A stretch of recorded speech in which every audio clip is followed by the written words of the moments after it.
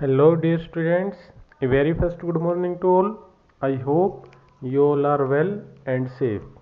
So in last lecture we discussed the process of photosynthesis, means nutrition in plants.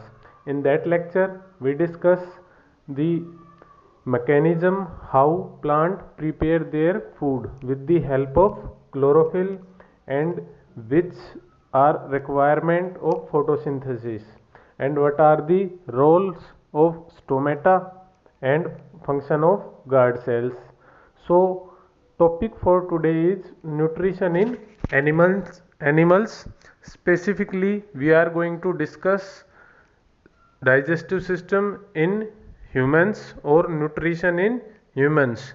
So let's start with the topic nutrition in animals. So students, we already talked about nutrition in animals, means the mode of nutrition in animals is holozoic mode of nutrition, in which food is directly engulfed through mouth and then it is digested. Means solid या liquid food है उसको mouth के through engulf किया जाएगा, intake किया जाएगा और फिर उसका डाइजेशन किया जाएगा. इस मोड ऑफ न्यूट्रिशन को क्या कहते हैं? Holozoic mode of nutrition. ठीक है, किस किस में देखने को मिलता है? मोस्टली एनिमल्स में हमें होलोजोइक मोड ऑफ न्यूट्रिशन देखने को मिलेगा, चाहे वो सिंगल सेल अमीबा हो, ह्यूमन हो या कोई अदर एनिमल हो, कैट, फ्लोएम. ठीक है, सभी में हमें कौन सा मोड ऑफ न्यूट्रिशन देखने को मिल रहा है? होलोजोइक मोड ऑफ न्यूट्रिशन, जिसमें पहले फूड का इनटेक होगा, उसके बाद बॉडी के अंदर डाइजेशन होगा. ठीक है, जबकि हमने बात करी थी जो हमारा सेप्रोफाइटिक था उसमें बाहर ही डाइजेशन हो रहा था और फिर वो बॉडी के अंदर ले रहे थे. ठीक है, होलोजोइक में क्या है? पहले फूड को डायरेक्टली माउथ के थ्रू अंदर लिया जाएगा और फिर उसका डाइजेशन किया जाएगा. ठीक है, क्लियर है. नेक्स्ट मूव करते हैं हम कि जो होलोजोइक मोड ऑफ न्यूट्रिशन है उसके कौन कौन से स्टेप्स हैं. ठीक है, तो जो होलोजोइक मोड ऑफ न्यूट्रिशन है वो 5 स्टेप में कंप्लीट होता है. कौन कौन से हैं वो 5 स्टेप? तो फर्स्ट स्टेप इज इंजेशन. तो so students, what is ingestion? The process of taking food through mouth is called ingestion. ठीक है, कि माउथ के थ्रू फूड को लेना, इनटेक करना, एंगल्फ करना, वो क्या कहलाएगा? इंजेशन. मीन्स हमारा न्यूट्रिशन का फर्स्ट स्टेप कंप्लीट हो जाता है जब हम फूड को माउथ के थ्रू इनटेक करते हैं, लेते हैं. ठीक है, that is our first step, ingestion. Second step का क्या है? जो हमने फूड लिया है, एंगल्फ किया है, उसका क्या होगा? डाइजेशन. क्या होगा स्टूडेंट्स? उसका डाइजेशन. तो डाइजेशन क्या है? Process of complex food is broken into simpler form, कि आपने कॉम्प्लेक्स फूड लिया, उसको सिंपलर फॉर्म में कन्वर्ट किया जाएगा, ब्रेक डाउन किया जाएगा with the help of digestive enzymes. जो डाइजेस्टिव एंजाइम्स है, ट्रिप्सिन, पेप्सिन, लाइपेज, उन सब की हेल्प से जो कॉम्प्लेक्स फूड हमने खाया है, हम जो फूड लेते हैं वो कॉम्प्लेक्स फूड होता है क्योंकि उसके अंदर क्या होते हैं? प्रोटीन्स होते हैं, फैट होती है, कार्बोहाइड्रेट्स होते हैं. ठीक है, तो जो हमारी बॉडी है या जो ब्लड है, क्योंकि जो फूड है पूरी बॉडी को वो स्टूडेंट्स किसके थ्रू पहुंचाया जाता है? किसके थ्रू जाता है? ब्लड के थ्रू. और ब्लड के अंदर डायरेक्टली जो प्रोटीन है या जो फैट है वो डायरेक्टली ब्लड के अंदर नहीं जा सकता. क्यों? क्योंकि जो प्रोटीन है वो एक कॉम्प्लेक्स स्ट्रक्चर है, वो पॉलीमर स्ट्रक्चर है. ठीक है, ऐसे ही फैट भी क्या है? कॉम्प्लेक्स स्ट्रक्चर है. तो अगर हमें ब्लड के पास, ब्लड के थ्रू पूरी बॉडी को फूड देना है तो हमें उससे पहले जो हम फूड ले रहे हैं उसको उसकी सिंपलर फॉर्म में ब्रेक डाउन करना पड़ेगा, तोड़ना पड़ेगा. और वो हम किसकी हेल्प से करते हैं? डाइजेस्टिव एंजाइम्स की हेल्प से. मीन्स प्रोटीन को डाइजेस्ट करने के लिए अलग एंजाइम्स होंगे, जो आपके फैट्स हैं उनको ब्रेक डाउन करने के लिए अलग एंजाइम्स होंगे, कार्बोहाइड्रेट्स के लिए अलग एंजाइम्स होंगे. ठीक है, जैसे प्रोटीन है, प्रोटीन किस में ब्रेक डाउन होता है? तो प्रोटीन की जो सिंपलर फॉर्म है वो क्या होती है? Amino acid. ठीक है, तो चेन ऑफ अमीनो एसिड ही क्या कहलाता है? प्रोटीन। तो प्रोटीन किस में ब्रेक डाउन हो जाएगा? अमीनो एसिड में। ऐसे ही फैट है वो किस में कन्वर्ट हो जाएगी? Fatty acid plus glycerol. ठीक है, तो फैटी एसिड प्लस ग्लिसरॉल में फैट कन्वर्ट होगी। ऐसे ही जो आपका स्टार्च है, कार्बोहाइड्रेट है, वो उसके सिंपलर फॉर्म ग्लूकोज में ब्रेक डाउन हो जाएगा। ठीक है, ग्लूकोज में टूट जाएगा। इसीलिए तो जो डॉक्टर होते हैं, जब कभी हम डॉक्टर के पास जाते हैं तो इंस्टेंट अगर एनर्जी लेनी होती है या देनी होती है तो डॉक्टर क्या लगाते हैं? ग्लूकोज लगाते हैं ना। क्यों? क्योंकि ग्लूकोज क्या है? सिंपलर फॉर्म है किसकी? कार्बोहाइड्रेट की। वो डायरेक्टली ब्लड के अंदर डिफ्यूज हो सकती है। ठीक है, इसीलिए हम ग्लूकोज वैसे भी लेते हैं गर्मी के सीजन में, ताकि हमारी बॉडी को क्या मिले? इंस्टेंट एनर्जी मिले। क्यों? क्योंकि खाना तो हम खाएंगे, फिर वो डाइजेस्ट होगा कई घंटे में, फिर हमें एनर्जी मिलती है। लेकिन ग्लूकोज क्या है? वो तो ऑलरेडी क्या है? सिंपलर फॉर्म में है ग्लूकोज। तो जब हम ग्लूकोज को लेते हैं तो हमें इंस्टेंट एनर्जी मिलती है, क्योंकि वो डायरेक्टली हमारी ब्लड के अंदर डिफ्यूज हो जाएगा और पूरी बॉडी के अंदर सर्कुलेट हो जाएगा। ठीक है, तो सेकंड जो प्रोसेस है वो क्या है? डाइजेशन। क्लियर है? तो डाइजेशन क्या है कि कॉम्प्लेक्स फूड का सिंपलर फॉर्म में उसको कन्वर्ट करना, ब्रेक डाउन करना, वो क्या कहलाता है? डाइजेशन। ठीक है स्टूडेंट्स, नेक्स्ट जो स्टेप है, अब डाइजेशन हो गया, मीन्स जो फूड था वो सिंपलर फॉर्म में ब्रेक डाउन हो गया, तो अब बॉडी उसको क्या करेगी? एब्जॉर्ब करेगी। क्या करेगी? एब्जॉर्ब करेगी, तभी तो उससे एनर्जी मिलेगी ना। तो जो एब्जॉर्प्शन है वो क्या है? In this step digested food is absorbed into the cells of body. ये बॉडी की जो सेल्स है फिर इस डाइजेस्टेड फूड को एब्जॉर्ब करेगी। और जो एब्जॉर्प्शन की प्रोसेस है वो कहाँ पर होती है? स्मॉल इंटेस्टाइन में। ठीक है, कहाँ पर होती है? स्मॉल इंटेस्टाइन में। आगे देखेंगे हम एक एक स्टेप को डिटेल में। ठीक है, इसके बाद क्या है? अब फूड था, डाइजेस्ट भी हो गया, एब्जॉर्ब भी हो गया, अब है एसिमिलेशन। तो एसिमिलेशन क्या है? यही तो मेन पर्पज है कि हम फूड ले क्यों रहे हैं। इसी स्टेप में वही आएगा। मीन्स हम फूड क्यों लेते हैं? हमें एनर्जी चाहिए। ठीक है, कि जो वेरियस वर्क हम परफॉर्म कर रहे हैं या हमारी बॉडी को रिपेयर के लिए, सेल्स को बनाने के लिए फूड चाहिए। ठीक है, तो एसिमिलेशन क्या है? Assimilation is the process of utilising the food by various cells of body.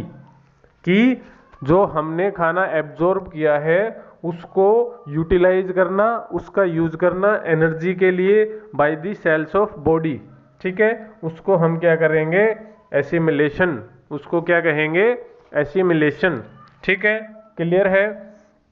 So students, अब जो लास्ट स्टेप है हमारी प्रोसेस का वो क्या है? इजेशन। जो न्यूट्रिशन में जो लास्ट प्रोसेस है वो क्या है? इजेशन। तो क्या होता है स्टूडेंट?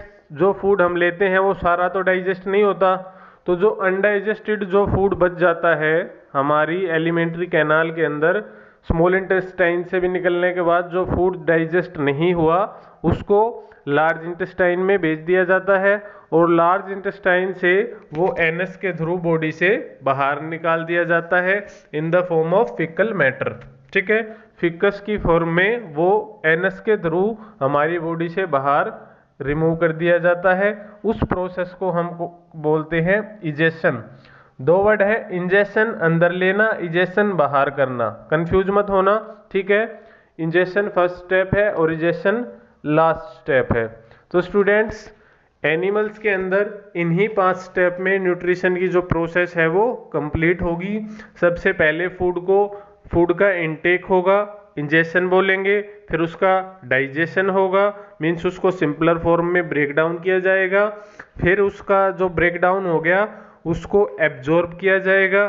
ठीक है, फिर उसका सेल्स उससे फूड से एनर्जी लेंगी, मीन्स उसका यूटिलाइज किया जाएगा एब्जॉर्ब फूड का, उसको क्या बोलेंगे? एसिमिलेशन।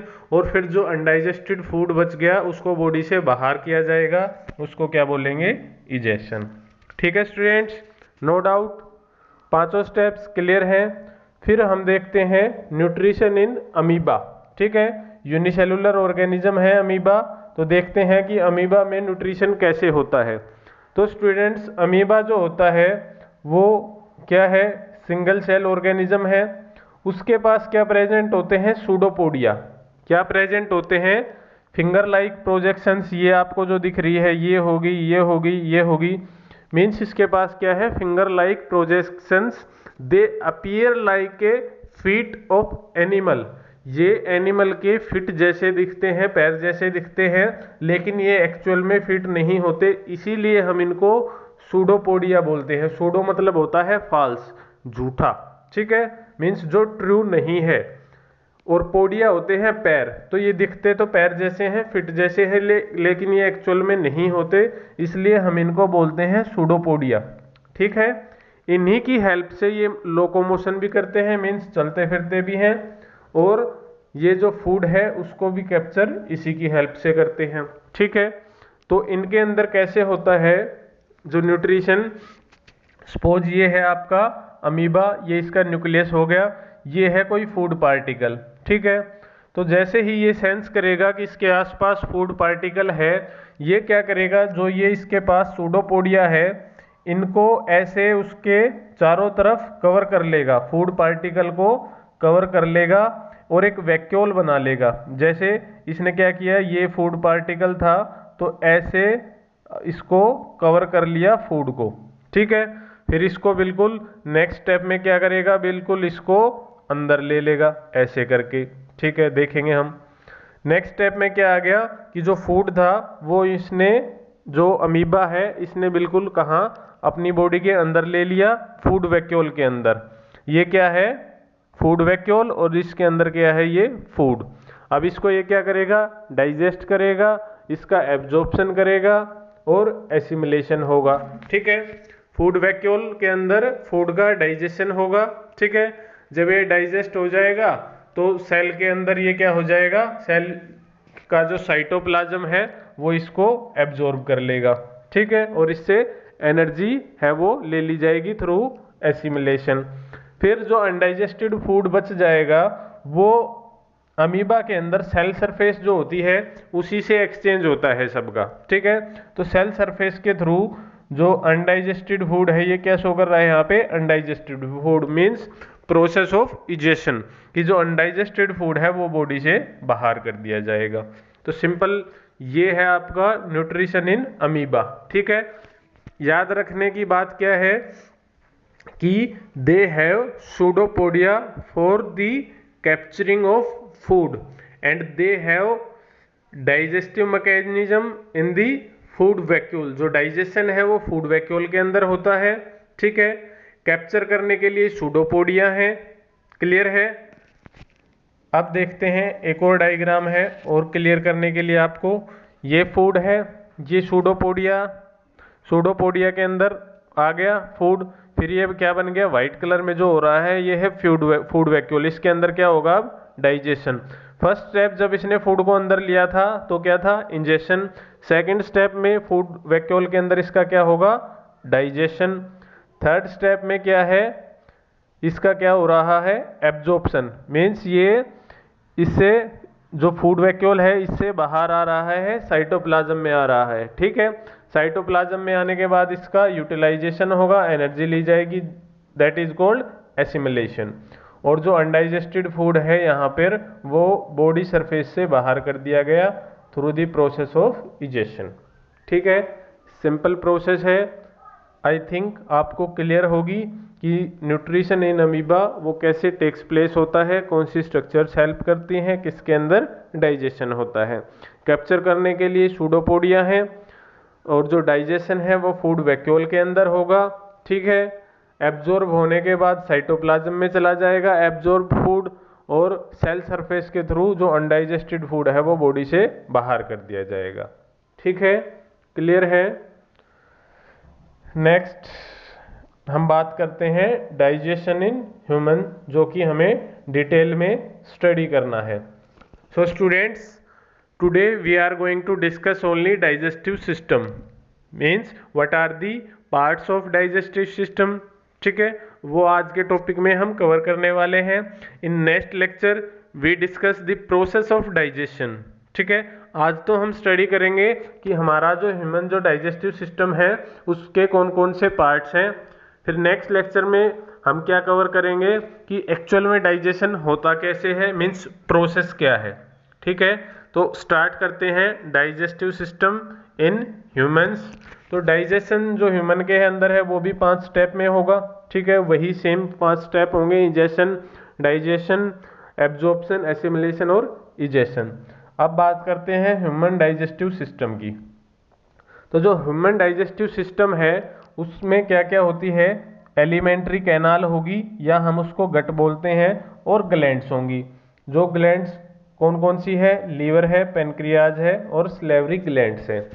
तो जो डाइजेस्टिव सिस्टम है, ठीक है, वो क्या है, एक लॉन्ग ट्यूब लाइक स्ट्रक्चर होती है और वो कहाँ से शुरू होती है, हमारे माउथ से स्टार्ट होके और हमारी एनस तक का जो पार्ट है डाइजेस्टिव सिस्टम का उसको हम क्या बोलते हैं, एलिमेंट्री कैनाल। उसको क्या बोलेंगे, एलिमेंट्री कैनाल। इसकी जो लेंथ होती है एलिमेंट्री कैनाल की वो अप्रोक्सीमेट 8 to 9 मीटर होती है। ठीक है, माउथ से लेके एनस तक जो हमारा जो डाइजेस्टिव ट्रैक्ट है उसकी लेंथ कितनी है, अप्रोक्सीमेटली 8 to 9 मीटर। क्लियर है। कौन कौन से पार्ट है एलिमेंट्री कैनाल के, माउथ है, इसोफेगस है, स्टमक है, स्मॉल इंटेस्टाइन है और लार्ज इंटेस्टाइन है। ठीक है, हम देखते हैं डिटेल में, एक एक पार्ट की बात करेंगे। पहले मैं आपको डायग्राम दिखा देता हूं ताकि आपको एक्चुअल में आइडिया आ जाए कि कौन सा पार्ट कहाँ पे प्रेजेंट है, फिर हम इनकी स्टडी करेंगे कि किसके अंदर क्या प्रेजेंट है। तो जो सबसे पहले जो डाइजेस्टिव ट्रैक्ट का जो पार्ट है या एलिमेंट्री कैनाल का जो फर्स्ट पार्ट है वो क्या है, माउथ। वो क्या है स्टूडेंट्स, माउथ। इसको बक्कल कैविटी भी बोलते हैं। ठीक है, माउथ को हम और क्या बोल देते हैं, बक्कल कैविटी। अब माउथ के अंदर स्टूडेंट्स क्या क्या प्रेजेंट होगा, माउथ के अंदर क्या होते हैं, टिथ प्रेजेंट होंगे। ठीक है, क्या प्रेजेंट होंगे, टिथ। और टिथ भी किस में हेल्प करते हैं, डाइजेशन में। अब कैसे हेल्प करते हैं स्टूडेंट्स, हम जब फूड लेते हैं तो सबसे पहले उसको क्या करते हैं, उसको च्यूइंग की प्रोसेस करते हैं with the help of teeth and grinding की, मीन्स उसको काटते हैं और उसको ग्राइंड किया जाता है। ठीक है, तो ये जो स्टेप होता है डाइजेशन का ये होता है मैकेनिकल डाइजेशन, मीन्स उसको हम मैकेनिकली ब्रेक कर रहे हैं। ठीक है, टिथ की हेल्प से, कोई हम एंजाइम रिलीज नहीं कर रहे टिथ से। तो टिथ होंगे हमारे माउथ के अंदर। ठीक है, और क्या है, ग्लैंड्स प्रेजेंट होंगी। ये आपको सब याद रखने की जरूरत नहीं है, आपको एक ग्लैंड याद रखनी है, स्लेवरी ग्लैंड माउथ के अंदर प्रेजेंट होगी। ठीक है, कौन सी ग्लैंड, स्लेवरी ग्लैंड। क्लियर है।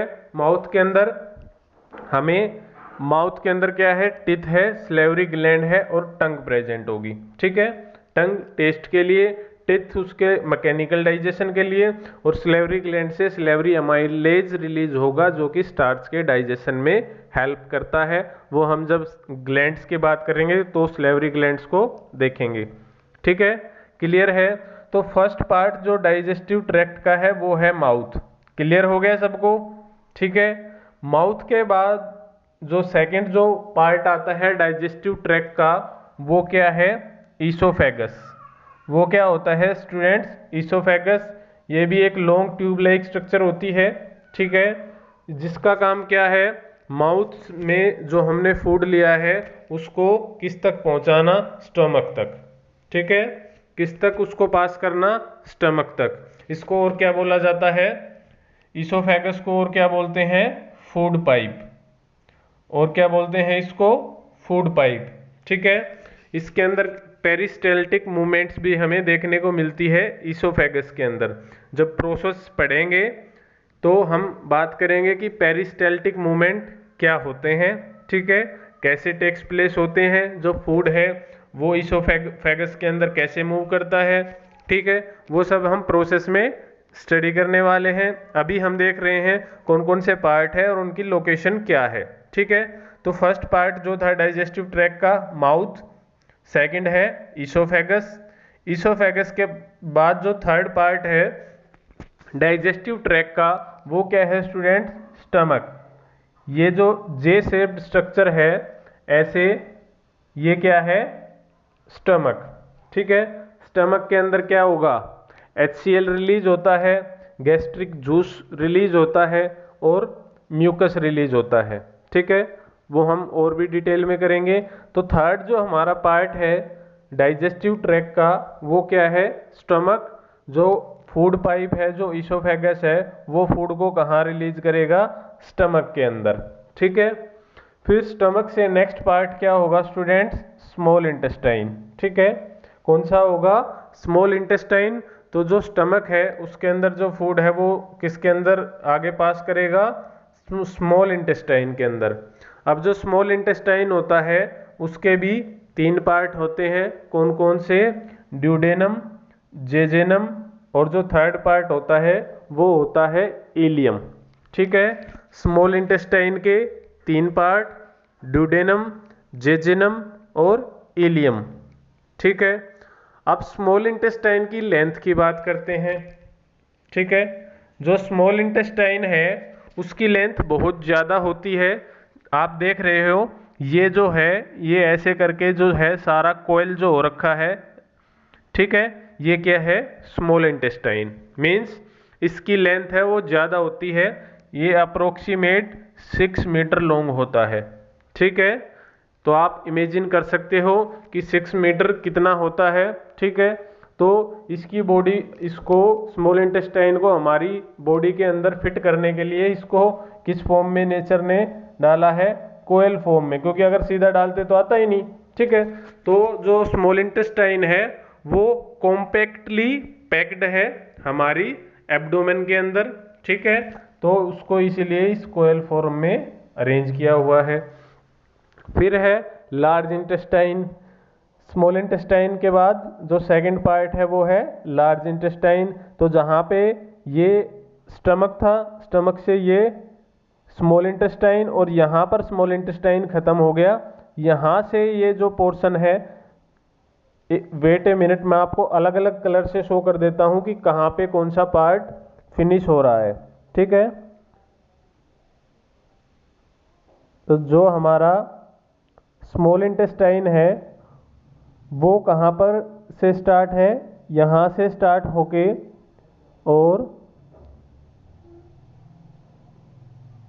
यहाँ से, और ये ऐसे आया, और ये सारा स्मॉल इंटेस्टाइन, और यहाँ पे हो गया ये small intestine finish.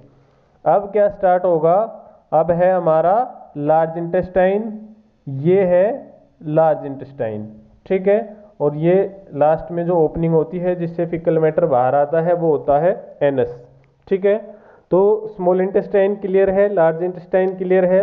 Large intestine की जो लेंथ होती है स्टूडेंट वो अप्रोक्सीमेटली 2 मीटर होती है, मीन्स 1.5 मीटर टू 2 मीटर। ठीक है, क्लियर है, स्मॉल इंटेस्टाइन की length 6 metre approximate, large intestine की 2 या 1.5 मीटर। अब आप पूछोगे सर आपने स्मॉल इंटेस्टाइन की लेंथ तो बता दी 6 मीटर, लेकिन आप उसको बोल रहे हो स्मॉल इंटेस्टाइन, लार्ज इंटेस्टाइन की है कम और उसको बोल रहे हो लार्ज इंटेस्टाइन।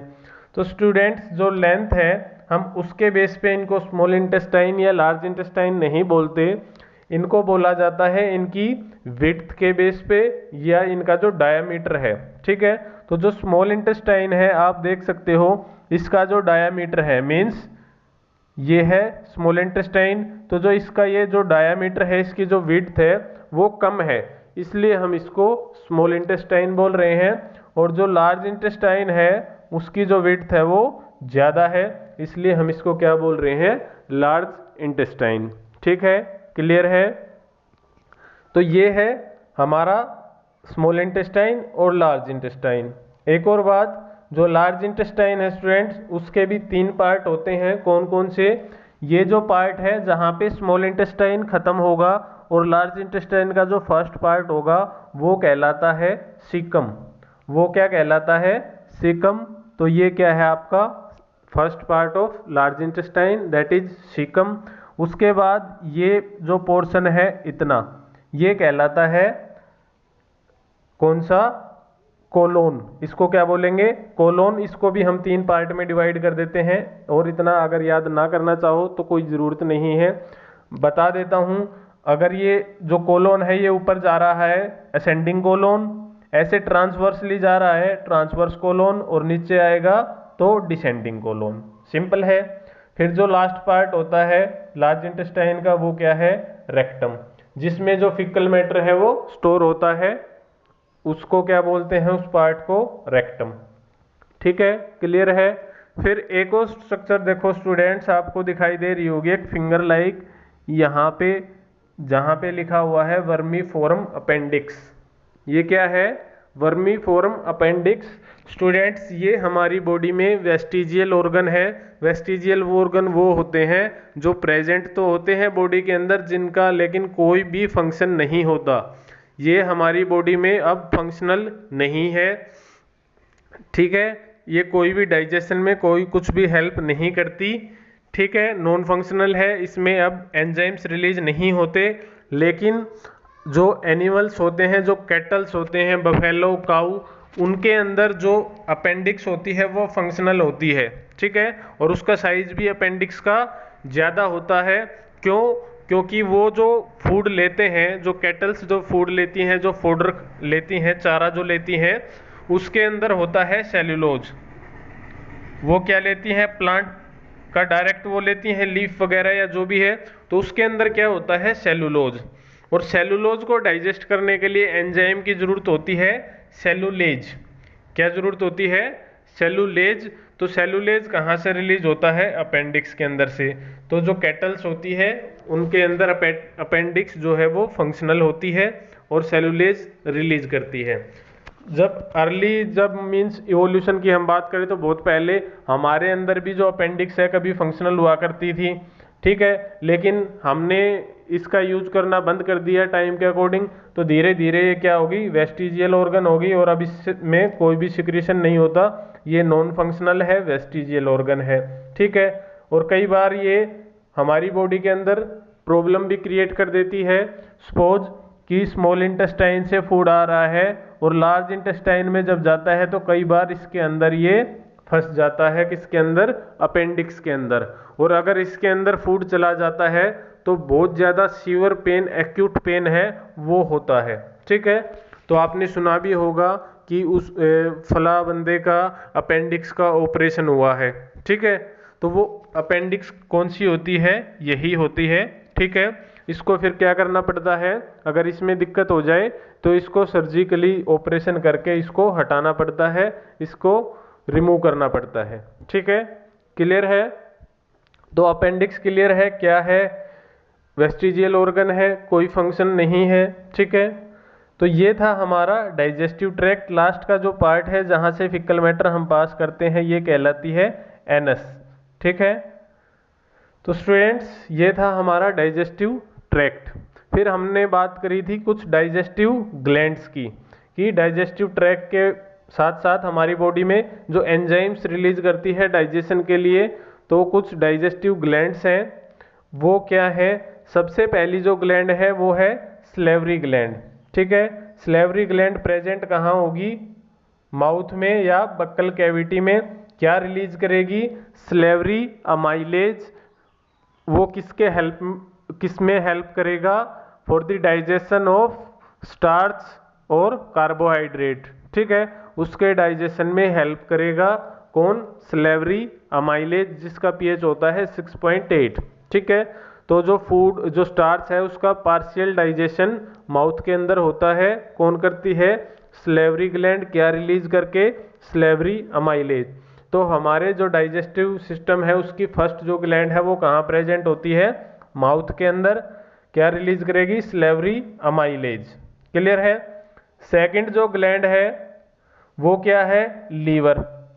ठीक है, ये क्या है, लीवर। क्लियर है, सबको पता है कहाँ प्रेजेंट है, जो हमारे एब्डोमेन का अपर क्वाड्रेंट है राइट साइड में, वहाँ पे लीवर प्रेजेंट है। लीवर का फंक्शन क्या है, लीवर बाइल जूस सिक्रीट करता है। क्या सिक्रीट करता है, बाइल जूस। इसका फंक्शन जब प्रोसेस पढ़ोगे तो तब बताऊंगा कि क्या फंक्शन होता है बाइल जूस का। ठीक है, तो बाइल जूस कहाँ से रिलीज होता है, लीवर से। अब लीवर पूरे दिन बाइल जूस रिलीज करता रहता है, थोड़ा थोड़ा मीन्स रिलीज करता रहेगा पूरा दिन। तो क्या स्टूडेंट्स पूरा दिन हमें डाइजेशन की जरूरत है?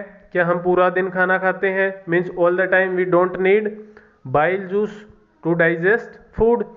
तो जो एक्स्ट्रा जो बाइल जूस बचेगा उसको स्टोर करने के लिए भी एक स्ट्रक्चर होती है, वो क्या होती है? Gall bladder. जो आपको ग्रीन ग्रीन लाइक जो स्ट्रक्चर दिखाई दे रही है, गोल ब्लैडर, ठीक है। तो जो बाइल से एक्स्ट्रा जो जूस रिलीज होगा वो किसके अंदर स्टोर कर दिया जाएगा? गोल ब्लैडर के अंदर, जिसको हिंदी में क्या बोलते हैं? पित्त की थैली भी लोकल लैंग्वेज में बोल दिया जाता है, ठीक है। क्लियर है? तो गोल ब्लैडर क्या है, और गोल ब्लैडर में कई बार स्टोन हो जाता है, इसको गोल स्टोन भी बोल देते हैं, ठीक है। तो गोल ब्लैडर में जो एक्स्ट्रा जो बाइल है वो स्टोर कर दिया जाता है, और जब जरूरत होगी तो गोल ब्लैडर से वो हमारे डाइजेस्टिव जो ट्रैक है उसमें रिलीज कर दिया जाता है। क्लियर है? सेकंड ग्लैंड हमारी बॉडी की क्या है? लीवर है, और लीवर लार्जेस्ट ग्लैंड भी है हमारी बॉडी की, ठीक है। तो एक क्वेश्चन ये बन गया कि हमारी बॉडी की लार्जेस्ट ग्लैंड क्या है? लीवर, ठीक है। रिलीज क्या करती है? Bile juice. स्टोर कहाँ होता है? गोल ब्लैडर में। क्लियर है? फिर नेक्स्ट जो ग्लैंड है हमारी बॉडी की वो क्या है? पेनक्रियाज। ये जो ग्रूव है स्मॉल इंटेस्टाइन का स्टमक के बाद ऐसे जो करके आ रही है, यहाँ पे ये जो प्रेजेंट है, ये वाइट कलर से जो शो हो रही है, ये है आपकी पेनक्रियाज, ठीक है। एक्चुअल में इसकी जो शेप होती है वो ऐसे होती है, लीफ लाइक स्ट्रक्चर होती है पेनक्रियाज की। ये रिलीज क्या करती है? Pancreatic juice. पेनक्रियाज नाम से ही क्या बन गया? Pancreatic juice. अब पेनक्रियाटिक जूस में क्या होता है? कई सारे डाइजेस्टिव एंजाइम्स होंगे। फैट को डाइजेस्ट करने के लिए लाइपेज होगा, कार्बोहाइड्रेट को डाइजेस्ट करने के लिए अमाइलेज होंगे, और प्रोटीन को डाइजेस्ट करने के लिए ट्रिप्सिन होता है, ठीक है। हम एंजाइम्स की बात नेक्स्ट जब प्रोसेस करेंगे तब भी करेंगे कि कहाँ से कौन सा एंजाइम रिलीज हो रहा है और क्या उसका फंक्शन है। तो जो थर्ड जो हमारी ग्लैंड थी स्टूडेंट्स वो क्या थी? पेनक्रियाज। और पेनक्रियाज से क्या रिलीज हो रहा है? पेनक्रियाटिक जूस, ठीक है, जिसके अंदर डिफरेंट एंजाइम्स हैं। क्लियर है? तो स्टूडेंट्स हमने क्या पढ़ा कि हमारी बॉडी के अंदर डाइजेशन में जो हेल्प कर रही हैं वो मेनली 3 ग्लैंड्स हैं, ठीक है। वैसे जो स्टमक होता है उसके अंदर भी छोटी छोटी ग्लैंड्स होती हैं जिसको हम गैस्ट्रिक ग्लैंड्स बोलते हैं, जिससे गैस्ट्रिक जूस रिलीज होता है, ठीक है। क्लियर है? कौन सी ग्लैंड होती है? गैस्ट्रिक ग्लैंड, जिससे गैस्ट्रिक जूस रिलीज होता है। लेकिन मेनली अगर हम बात करें तो कौन कौन सी ग्लैंड है? सबसे पहले कौन सी है आपकी? Salivary gland. कहाँ प्रेजेंट होगी? माउथ में। Second gland liver, largest gland है, कहाँ प्रेजेंट है? राइट साइड में, एब्डोमेन के अपर पोर्शन में, राइट साइड में, ठीक है। क्या रिलीज करती है? Bile juice. कहाँ स्टोर होता है? गोल ब्लैडर में। क्लियर है? फिर है पेनक्रियाज, कहाँ प्रेजेंट है? स्मॉल इंटेस्टाइन और स्टमक के बीच की का जो ग्रूव है, ठीक है, उसमें प्रेजेंट है। क्या रिलीज करती है? Pancreatic juice. क्लियर है? और अपना सिक्रीशन जो पेनक्रियाज होगी वो कहाँ रिलीज करेगी? स्मॉल इंटेस्टाइन में। और लीवर भी किस में करता है? स्मॉल इंटेस्टाइन में। और ये दोनों एक कॉमन डक्ट बनाते हैं जिसमें ये अपना दोनों का सिक्रीशन डाल देते हैं, ठीक है। क्लियर है? तो स्टूडेंट्स ये था हमारा डाइजेस्टिव ट्रैक्ट, ठीक है, या डाइजेस्टिव सिस्टम ह्यूमन का। अगर किसी को कोई भी डाउट है तो आप पूछ सकते हैं। तो डाइजेस्टिव ट्रैक्ट में मेनली हमने 2 चीज़ों की बात करी। कौन कौन सी? डाइजेस्टिव कैनाल या एलिमेंट्री कैनाल, या उसको हम क्या बोलते हैं? गट भी बोलते हैं, ठीक है। उसमें कौन कौन से पार्ट थे? माउथ था, ठीक है। माउथ में टिथ और सलेवरी ग्लैंड और टंग, 3 हमने पार्ट की बात करी। फिर सेकंड ईसोफेगस पाइप, जिसको फूड पाइप भी बोलते हैं, जिससे खाना माउथ से और स्टमक में आएगा। फिर जो थर्ड है हमारे डाइजेस्टिव ट्रैक्ट का पार्ट वो है स्टमक, जिससे स्टमक से खाना नेक्स्ट पोर्शन में जाएगा, ठीक है। स्टमक के बाद स्मॉल इंटेस्टाइन, स्मॉल इंटेस्टाइन के 3 पार्ट, ड्यूडेनम, जेजेनम और इलियम, ठीक है। ड्यूडेनम फर्स्ट पार्ट है उसका स्मॉल इंटेस्टाइन का, मीन्स जहाँ पर आपका जो स्टमक है वो फिनिश होगा और जो स्मॉल इंटेस्टाइन स्टार्ट होगा वो पार्ट होगा ड्यूडेनम। जेजेनम बीच का हिस्सा, और जहाँ पर से ये लार्ज इंटेस्टाइन शुरू होगा उससे पहले का जो हिस्सा होता है वो होता है इलियम। ठीक है, फिर ऐसे ही लार्ज इंटेस्टाइन है, उसके भी 3 पार्ट। फर्स्ट पार्ट जहाँ पे आपका स्मॉल इंटेस्टाइन खत्म होगा, और फर्स्ट पार्ट जो होगा लार्ज इंटेस्टाइन का वो क्या कहलाएगा, सीकम। फिर कौन सा है आपका सेकंड जो पार्ट होगा लार्ज इंटेस्टाइन का वो क्या होगा, कोलोन।